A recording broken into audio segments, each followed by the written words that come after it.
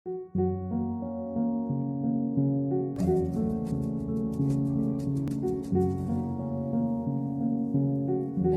हमारे खास show meditation में आपका स्वागत है और आपके साथ मैं हूँ श्वेता एस त्रिपाठी। आज के शो में हम बात करेंगे षट चक्र की। मतलब ध्यान अगर मन से जुड़ा है तो आसन पर आखिर इतना जोर क्यों होता है। और हमारे साथ खास मेहमान जुड़े हुए हैं योग गुरु पद्मश्री भारत भूषण जी। स्वागत है आपका। जी हरिओम। गुरु जी, पहला सवाल मेरा यही है कि ध्यान अगर मन से जुड़ा है, मन का विषय है, तो आसन पर आखिर इतना जोर क्यों दिया जाता है। मेरा गंतव्य है दिल्ली।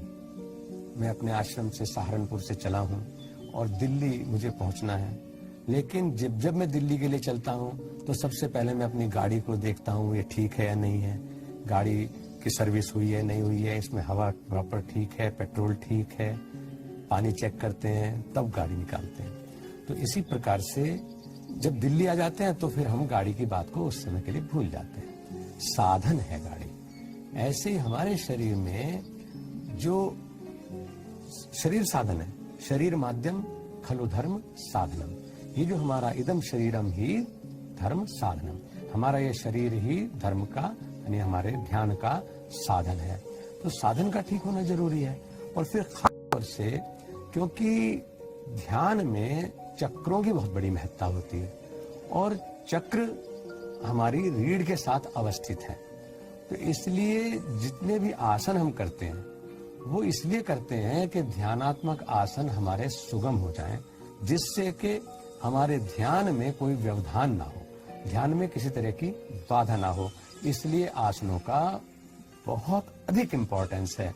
और दर्शन कहता है कि तस्मिन् स श्वास प्रश्वास योगति विच्छेद प्राणायाम है, यानी प्राणायाम ध्यान का साधन है और उसको करने से भी पहले हमारा आसन का सिद्ध होना जरूरी है। पहले आसन को सिद्ध करें, आसन में बैठ करके प्राणायाम करें और उसी में बैठ करके फिर हम ध्यान का अभ्यास करें। तो अभी आपने ये बताया कि आखिर क्यों आसन पर जोर दिया जाता है, लेकिन साथ में एक बात और भी मैं जानना चाहती हूँ कि षट चक्र क्या है, इसको कैसे समझा जाए और शरीर में कहाँ-कहाँ ये चक्र होते हैं।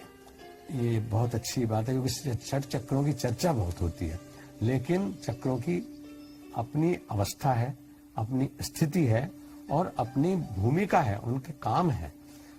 अब ये विज्ञान से बिल्कुल अलग नहीं है क्योंकि चक्रों के ऊपर आज के जो वैज्ञानिक हैं, चिकित्सा वैज्ञानिक हैं, वो लोग भी काम कर रहे हैं और उन्होंने इनको प्लेक्सस के रूप में, ऊर्जा केंद्रों के रूप में पा लिया है, परिचित कर लिया है अपने आप को इनसे, और वो इनके ट्रीटमेंट्स भी करते हैं। तो 6 चक्र हैं, इसीलिए इनको हम षट चक्र बोलते हैं। षट संस्कृत में 6 को बोलते हैं। तो 6 चक्र हैं जिसमें हम अपने आप को यात्रा करते हुए यानी अपनी अवेयरनेस को षट चक्रों से क्रॉस करते हुए जो यात्रा चलती है वो ऊपर 7वीं अवस्था सहस्त्रार पे आ जाती है। और इसीलिए इसको हम षट चक्र भेदन की क्रिया भी कहते हैं कि षट चक्र भेदन करके ही व्यक्ति ध्यानावस्था और समाधि की अवस्था में आता है। हर आस्था में ऐसा होता है क्योंकि रास्ता चाहे इस्लाम का हो, चाहे वेदों का हो, चाहे ईसाइयत का हो, वो सारा है दुखत्रय निवृत्ति स्वरूप आनंद वाप्तिश्च, दुखों से निकलना है, आनंद की अवस्था में पहुंचना है। और मजे की बात यह है कि हमारे वैदिक आस्था की तरह से जो इस्लामिक आस्था है वो भी ये कहती है कि खुदा 7वें आसमान पे रहता है और उसके लिए ही हम दुआएं करते हैं, प्रार्थना करते हैं, साधना करते हैं, तस्बीह लेकर के माला जपते हैं, नमाज करते हैं, रोजा करते हैं। इसी तरह से हम संध्या करते हैं, वंदन करते हैं, योग की साधना करते हैं और मंत्रों के द्वारा ध्यान की साधना करते हैं ताकि 6 आसमान जो हैं उनको पार करते हुए यानी 6 चक्रों का भेदन करते हुए हम 7वें आसमान पर जो हमारा सबसे ऊंचा स्थान है जिसको हम सहस्त्रार या सहस्त्र दल कमल कहते हैं, उस जगह पर आकर के सत्य अवस्था में टिक जाएं। तो ये 6 चक्र हैं और 6 चक्रों के नाम हैं। सबसे पहले नीचे बॉटम पार्ट पे जो हमारी रीढ़ का जो अंतिम छोर है, जो हमारी सीट है जहां पर हम बैठते हैं, तो उस जगह पर कहलाता है मूलाधार चक्र। मूलाधार चक्र। इसके ऊपर 2 उंगल ऊपर ही केवल, यानी उपस्थेंद्रिय और गुदा के बीच में जो है वो हमारा दूसरा चक्र आ जाता है, जिसको हम स्वाधिष्ठान चक्र कहते हैं, है ना। अपने अधिष्ठान में हम आ जाते हैं।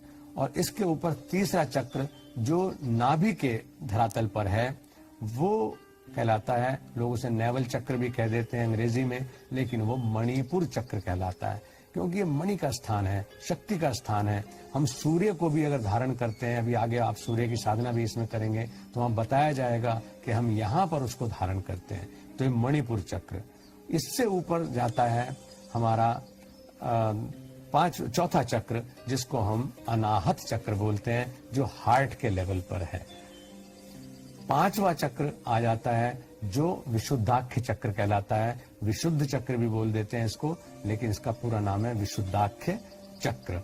और इससे ऊपर जब हम और ऊंची लेवल पर जाते हैं तो आ जाता है आज्ञा चक्र, जो हमारी भ्रुकुटी के मध्य में है, जिसके लिए पिछले एपिसोड में ही मैंने मंत्र भी बोला था कि त्रिवेणी संगमो यत् तीर्थराज से उच्चते तत्र स्नान कुर्वी तत्सर्व पापै प्रमुच्यते। समस्त पाप वृत्तियों से, पाप कर्म से, पाप कर्म के बंधन से मुक्त होने के लिए हम त्रिकुटी में, हम हमारे आज्ञा चक्र में ध्यान लगाते हैं। तो यह छठा चक्र हमारा है। और जब चित्त को हम उन्नत करते हुए, एलिवेट करते हुए, निर्मल चक्रों से होते हुए ऊपर की तरफ लाते हैं तो अंत में यहाँ पर हम सहस्त्रार में टिक जाते हैं। और ये सत्य का क्षेत्र, यानी 7वां चक्र भी लोग इसको कई जगह मान लेते हैं। 7वां आसमान भी हम इसको कहते हैं। 7th लेवल ऑफ एलिवेशन के रूप में हम इसको जानते हैं।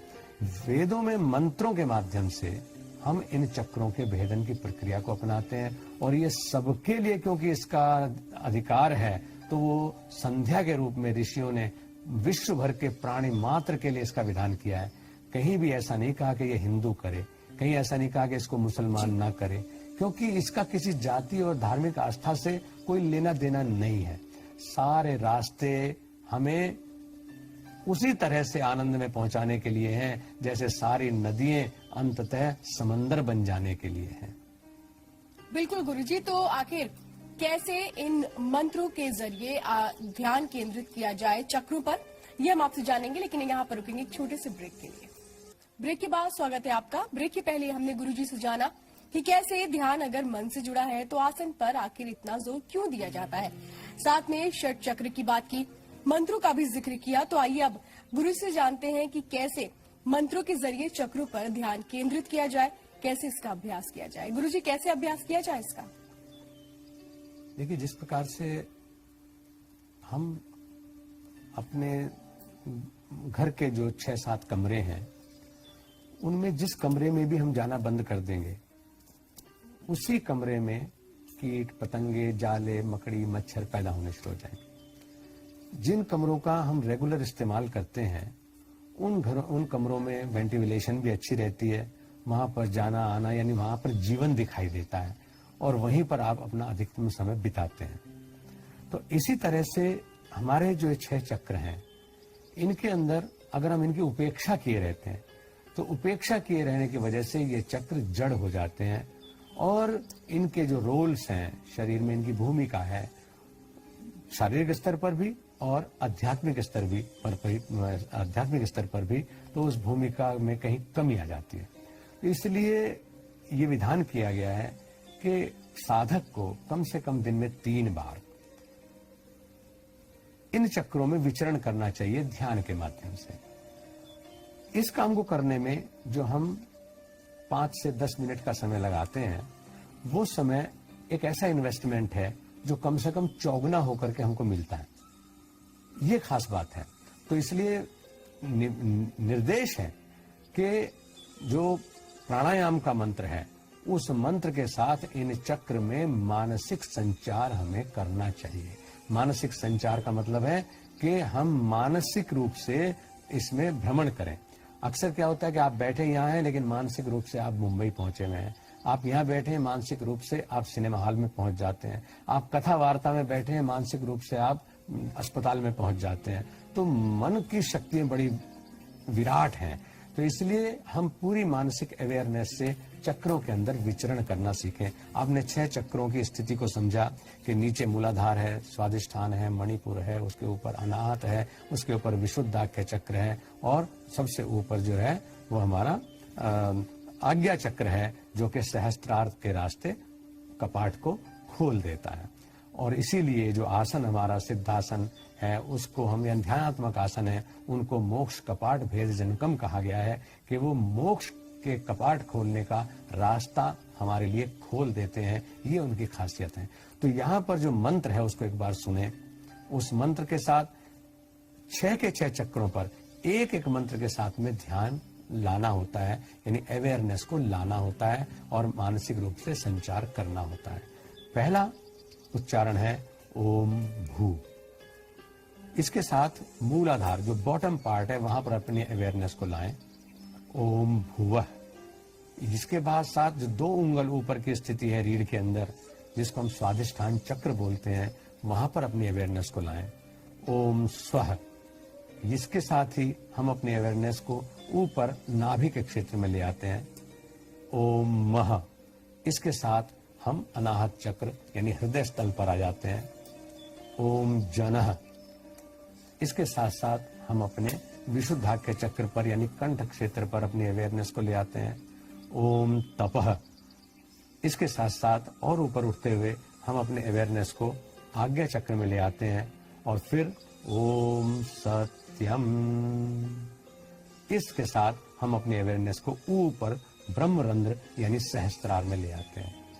फिर से एक बार ध्यान से देखें, जब सांस छूटेगा तो फिर हम उसी रास्ते से यानी ब्रह्मरंध्र से वापस भ्रुकुटी में, उसके बाद विशुद्धाख्य चक्र में, फिर अनाहत चक्र में, फिर नाभि चक्र में यानी मणिपुर चक्र में, फिर स्वादिष्ठान चक्र में और अंततः नीचे मूलाधार चक्र में अपनी अवेयरनेस को वापस ले आते हैं। फिर दोबारा से ऐसे ही हम मंत्र को उच्चारण मुंह से नहीं बोलना है, मन में ओम भू मैं बोलता हूँ, आप अपनी अवेयरनेस को लाइए। मनोज इस काम को कर रहे हैं, मेरे मंत्र के साथ साथ ही अपनी अवेयरनेस को मूलाधार से लेकर के ऊपर तक ले जाएंगे।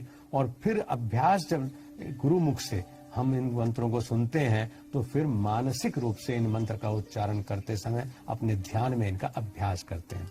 ओम भू, ओम भुवः, ओम स्वः, ओम मह, ओम जनः, ओम तपः, ओम सत्यम।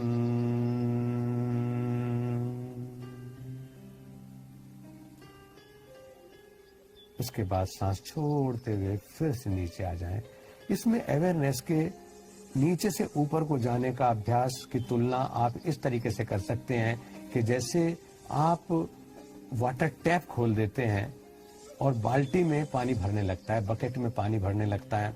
सबसे पहले पानी नीचे के तल पे आएगा और जैसे जैसे पानी चलता रहेगा तो वाटर लेवल जो है ऊंचा ऊंचा उठता चला जाएगा और आखिरकार वो बाल्टी लबालब भर जाएगी। इसी तरह से हम मंत्र के आरंभ से अपनी अवेयरनेस की शुरुआत बॉटम से करते हैं और एक एक उच्चारण करते हुए उस अवेयरनेस को ऊपर ऊपर ऊपर लाते चले जाते हैं। ये जो 6 के 6 चक्र हैं, इनकी स्थिति क्योंकि सामने से मैं उसकी व्याख्या कर रहा हूं इसलिए मैंने उनके लेवल बताए हैं, लेकिन वो रीढ़ में ही अवस्थित है। ऐसा नहीं है कि अनाहत चक्र हार्ट के अंदर है, न, या विशुद्धाख्य चक्र जो है यहाँ कंठ में इस जगह पर है, नहीं, बल्कि कंठ के बिल्कुल इस लेवल के सीध में पीछे रीढ़ में स्थित है। ऐसे ही हर चीज, हर चक्र पीछे रीढ़ में अवस्थित है।